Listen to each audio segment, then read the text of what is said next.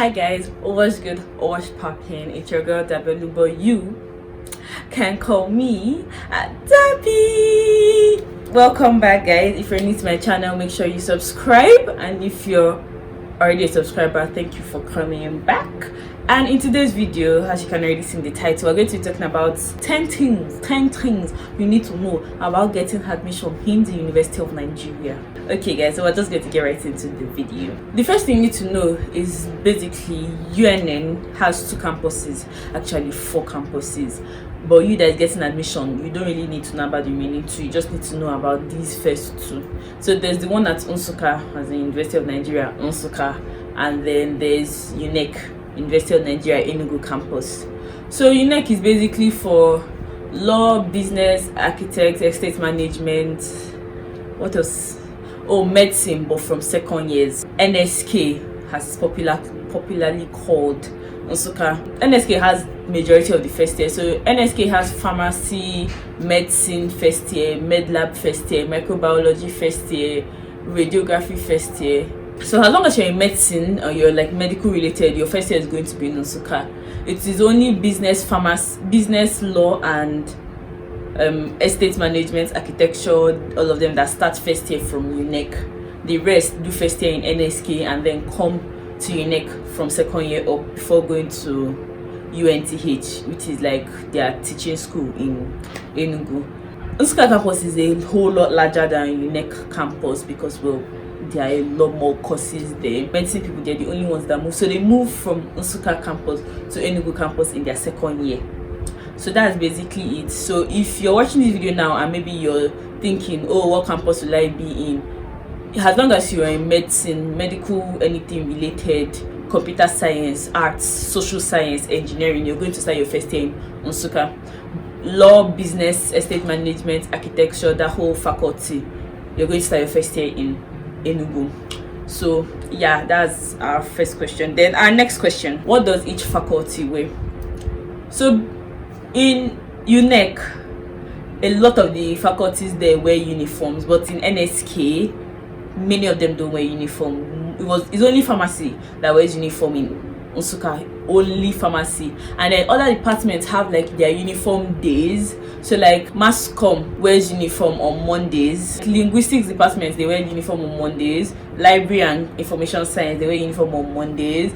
English and literary studies, I think they started wearing uniform on Mondays. So they're basically the only ones that wear uniform. And pharmacy, they wear uniform Monday to Friday. They wear uniform for everything. Then in Enugu, except from estate management, architecture, they don't wear uniform. But faculty of business administration, faculty of law, they wear uniform. And then medicine, when they come to Enugu, they wear uniform. The next question is, what is this uniform? I'm a law student. For law, it is black, white and black. So a white shirt with black skirts, button up white shirt preferably, and for the guys, shirt and trousers, white and black. And that's the same uniform for medicine. Medicine too is white and black. Med rehab, they wear gown, like all these nursing gowns, not say laser gown, that kind of gown, that's what they wear. The rest, med lab, radiography, and the rest of the other science courses that are now in UNEC, they wear white and grey.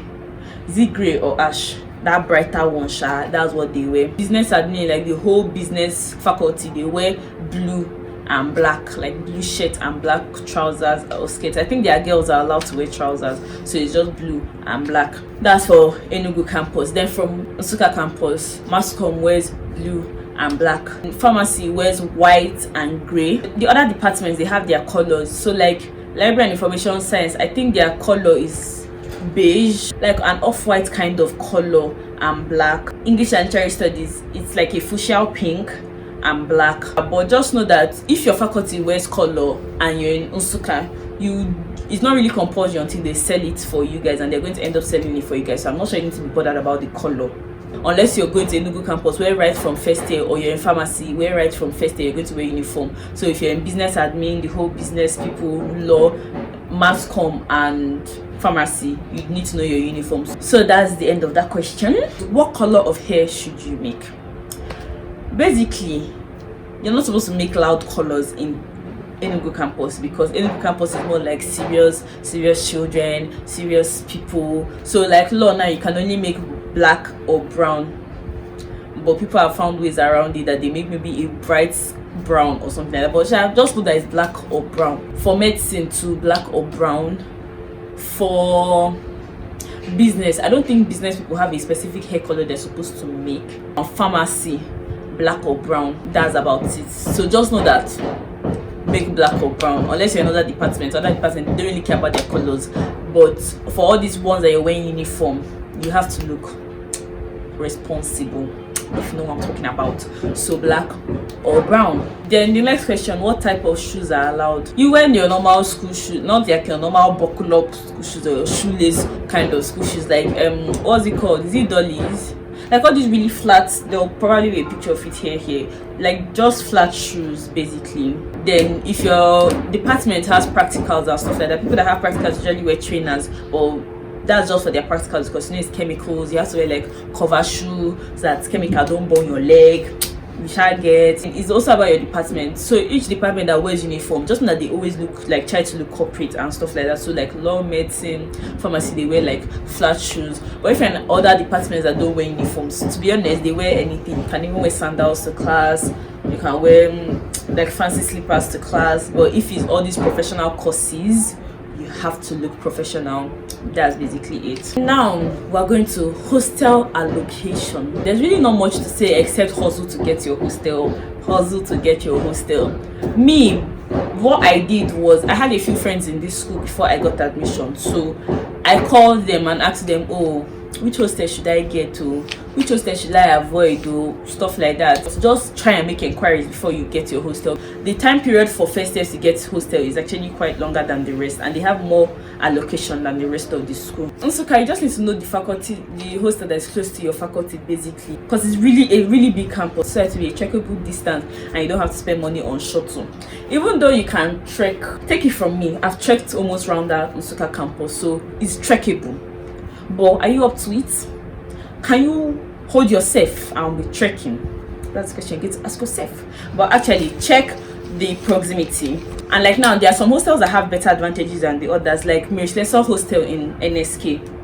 Mary Slessor Hostel is connected to the VC's gen and Busy Dean's gen, so they usually have more lights than other hostels, because when there's no lights in school, the VC will on his gen, and because your hostel is connected to that gen, you're going to have lights. OKK Hostel is the only hostel that has like a ceiling fan in each of the rooms, but also the only hostel that has a bunk bed. So if you know you're not the type that likes bunk bed and you don't want to take your chances on whether you actually get the top bunk or the lower bunk, avoid OKK. Or you can get Okpara Hostel, because Okpara Hostel has, they newly renovated their toilets, so their toilets like newer than the rest. Then in Enugu, by all means, you guys avoid Ibiam.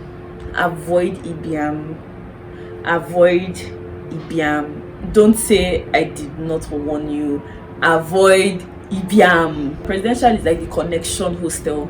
Like you can't get it on the portal. You have to know somebody, or know somebody that knows somebody that can help you get that hostel, because it's purely a connection hostel. It's called Presidential Hostel for a reason. It's the newest hostel in the campus. But yeah, that's basically it about hostel allocation. Just try to get information about the hostel before you actually like do your hostel stuff, just so that you're sure you're not like making any decisions you will not be comfortable with later. I want to add this as a tip. Make sure that when you're entering school, you have a phone, a working phone, and internet access. They'll add it to your department's WhatsApp group where they will send updates, the classes, tests, assignments, stuff like that. And if you don't have data, how do you want to see it? Unless maybe your roommate is coincidentally in your department, or you have a really close friend that her room is not far away, or something like that. But just try your best to have a working phone. It can be Android, it can be iPhone, as long as it has a working WhatsApp. And sometimes have Telegram too, because some people like to send the notes on Telegram, because Telegram, even if your phone spoils, all the files are still there, so you can always come back and get them. Oh, plus the school has Wi-Fi. I don't think I mentioned that. It doesn't work every time, but it works sometimes, but it's really slow also sometimes. So just budget that you're going to need to have data or Wi-Fi or something of that sort. The classrooms can't be calling everybody and saying, oh, we're having class like this, so they just send like lecture updates, assignments, tests, stuff like that. They send it to your departmental group chat, and then you open and you read and you know your plan. And then sometimes they also change like the venue for classrooms and all, so you have to know. You basically just need to be in touch so you have to get a working phone and have internet access and have WhatsApp and Telegram. That's it. Someone was asking, I will not say someone was asking, but somebody asked me actually that what's the distance from like the gate to their faculty.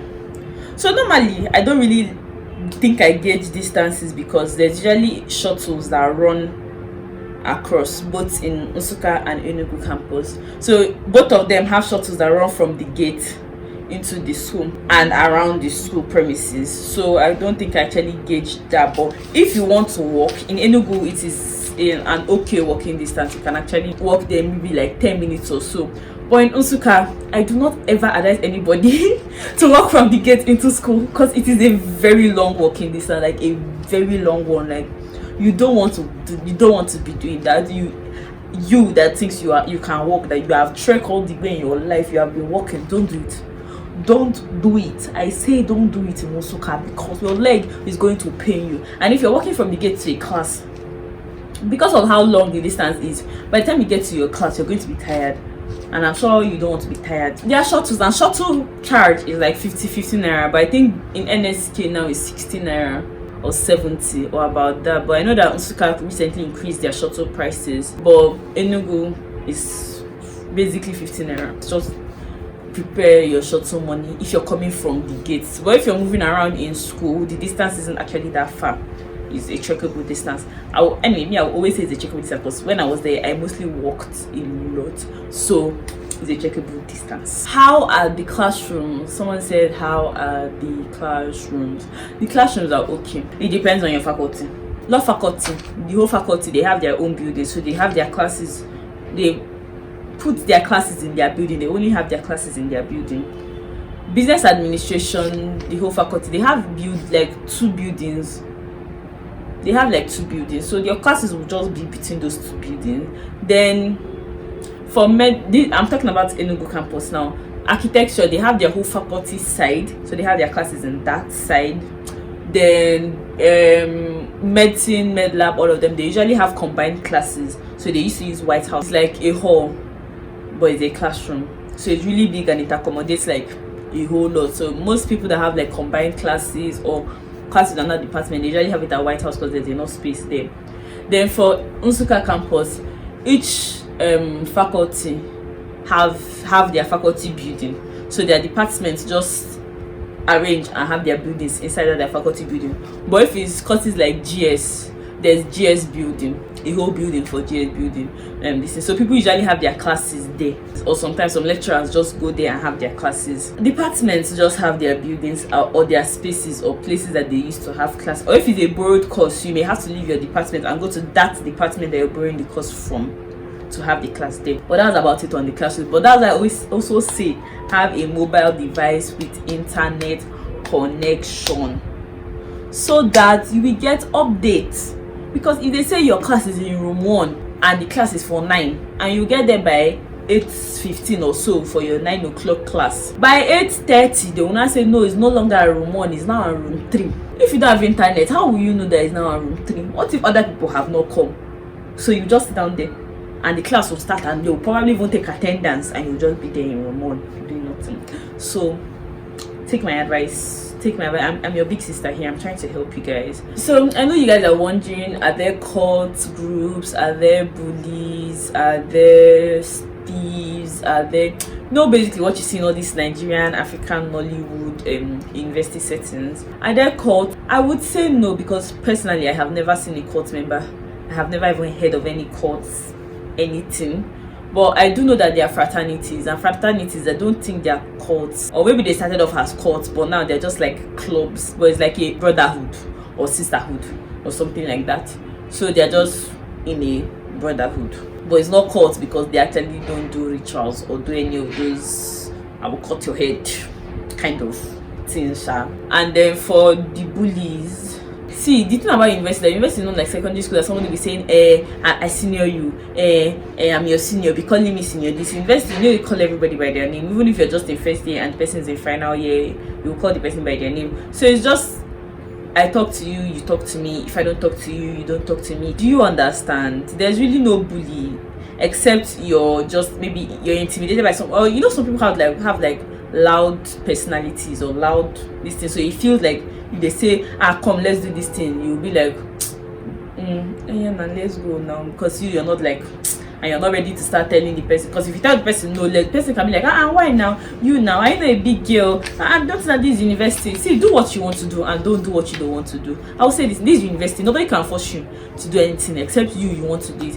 If you want to fall inside pit, fall inside pit. If you want to climb staircase, anything you want to do, because nobody's going to hold you accountable except yourself. So if you do something that will eventually lead you somewhere, just don't blame anybody, because you were the one that decided to do it. Nobody's going to hold your hand or you come. Nobody's going to flog you. Nobody's going to do anything like that to you. So like, just know that you're going to be accountable for yourself. Then the last one, weather. Let me start from Nsukka. The weather in Nsukka is mostly always cold, and when it's hot, it's hot. But I think that's an Enugu thing generally, that when it's cold, it's cold, and when it's hot, it's hot. But like Nsukka, when it's cold, it's really, really, really cold. Like really cold. And then when it's hot, it's hot. Like it's hot. You guys should just bring clothes that will for the weather. Except you're wearing uniform, that you wear black and white. So you just need to bring like maybe sweater. So that when it's cold, you wear your black sweater. And your sweater has to be black. You know, these professional courses, your sweater has to be black, or you wear vests, like these vests you wear on top of clothes. Then if it's during the hot season, just try and buy those rechargeable fans that you can move around. Like, that's the best I can advise, because you're not going to, no lecturer is going to be watching you in class doing like this to yourself, because like it's quite distracting. So just get your rechargeable fan and be fanning yourself, receiving a little breeze. And then one thing I should mention that you need to know, Enugu didn't have water, or Nsukka has more than Enugu, but Enugu didn't have water. Be best prepared to spend money on water. Like, be ready to spend money on water. You're going to need water, and there's not going to be water, except during rainy season. During rainy season there's water, but like during dry season there's no water. So yeah guys, that is my 10 things you need. Actually, again, I think I even gave 11, but basically things you need to know before you get your admission into University of Nigeria, Nsukka.